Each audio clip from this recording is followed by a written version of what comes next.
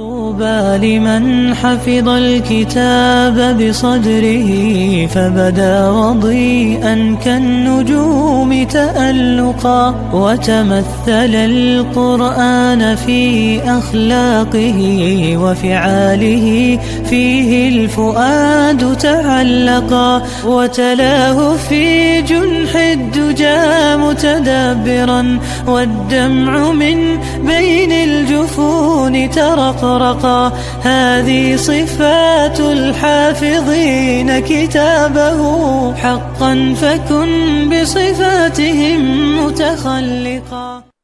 السلام علیکم ورحمۃ اللہ وبرکاتہ.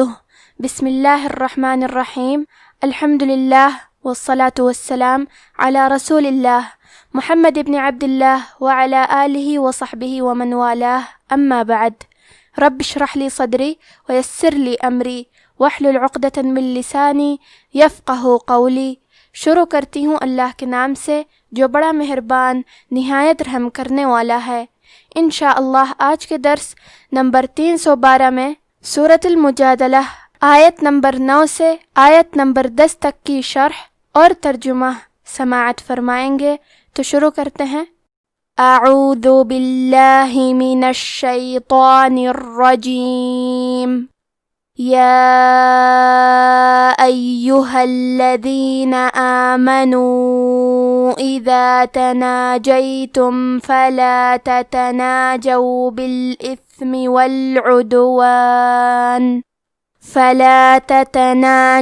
بالإثم والعدوان ومعصية الرسول وتناجوا بالبر والتقوى واتقوا الله الذي إليه تحشرون.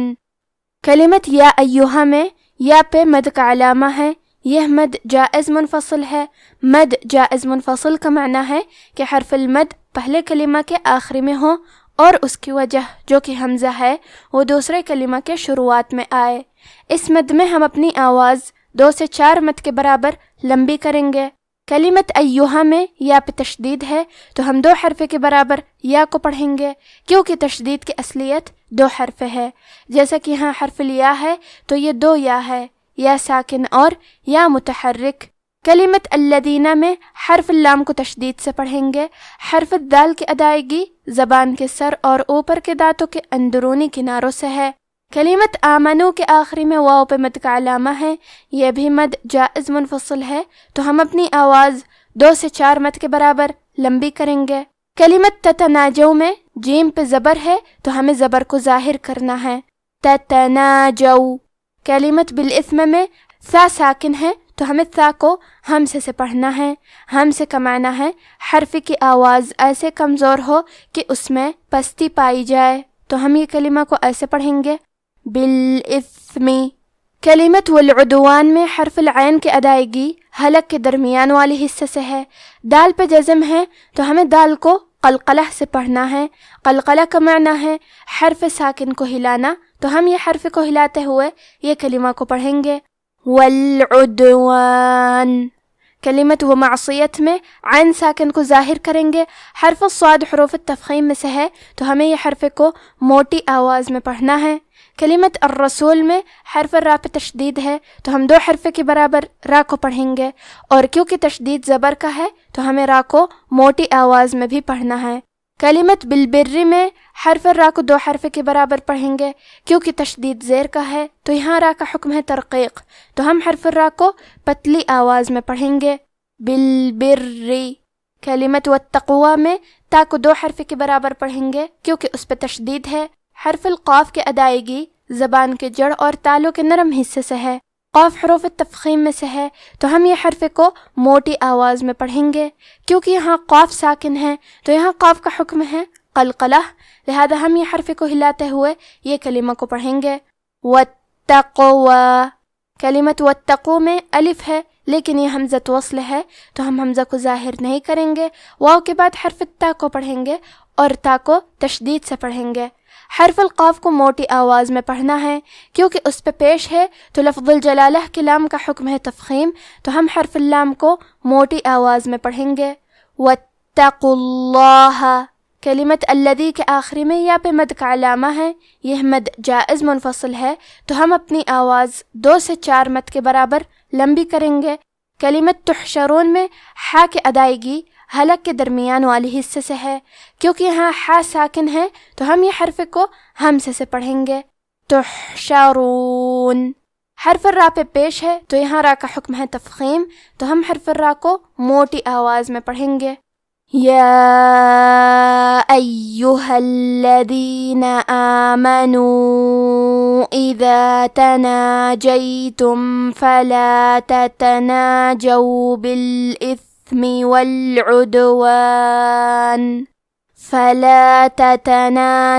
بالإثم والعدوان ومعصية الرسول وتناجوا بالبر والتقوى واتقوا الله الذي إليه تحشرون إنما النجوى من الشيطان ليحزن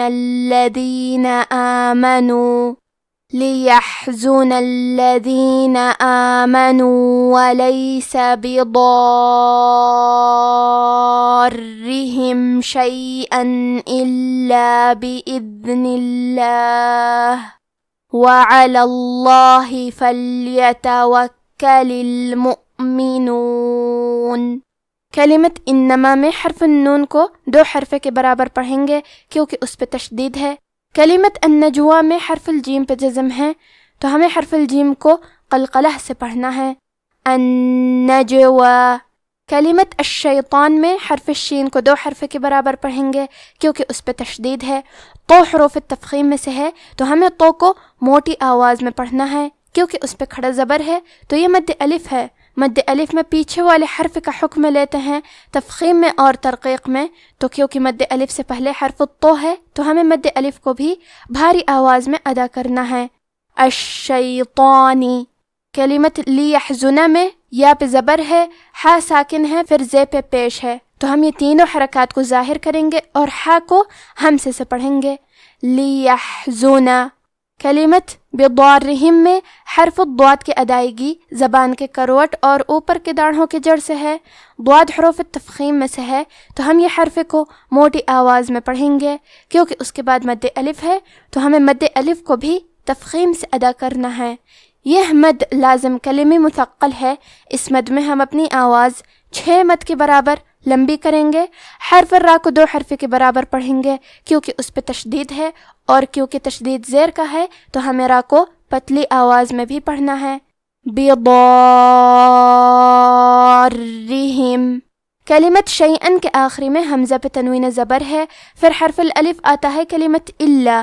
الف حروف الاظہار میں سے ہے، اظہار کا معنی ہے ظاہر کرنا، اور کیونکہ تنوین کی اصلیت نون ساکن ہے تو ہم یہاں تنوین ظاہر کریں گے اور اسے نون ساکن پڑھیں گے اور بغیر غنہ سے یہ حکم کو ادا کریں گے، شیئن الا۔ کلمت بإذن میں دال ساکن کو ظاہر کرنا ہے، کیونکہ نون کے نیچے زیر ہے تو لفظ الجلالہ کے لام کا حکم ہے ترقیق، تو ہم حرف اللام کو پتلی آواز میں پڑھیں گے، بإذن اللہ۔ کلمت وعلا میں لام پہ زبر ہے تو لفظ الجلالہ کے لام کا حکم ہے تفخیم، تو ہمیں حرف اللام کو موٹی آواز میں پڑھنا ہے۔ کلمت فلیتوکل میں لام ساکن کو ظاہر کریں گے، حرف الکاف پہ تشدید ہے تو ہمیں 2 حرف کے برابر کاف کو پڑھنا ہے۔ کلمت المؤمنون میں حمزہ پہ جزم ہے تو ہم حمزہ کو ظاہر کریں گے، انما النجوى من الشيطان ليحزن الذين آمنوا وليس بضارهم شيئا إلا بإذن الله وعلى الله فليتوكل المؤمنون۔ اب آپ ان آیتوں کی تلاوت تجوید کے ساتھ سماعت فرمائیں۔ اعوذ باللہ من الشیطان الرجیم، يا أيها الذين آمنوا إذا تناجيتم فلا تتناجوا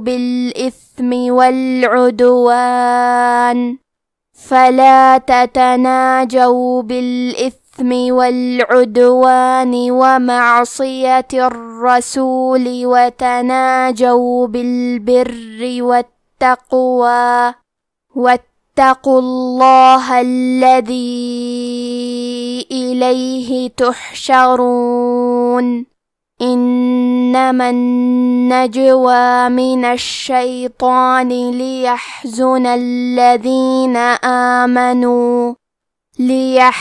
الذين آمنوا وليس بضارهم شيئا إلا بإذن الله وعلى الله فليتوكل المؤمنون۔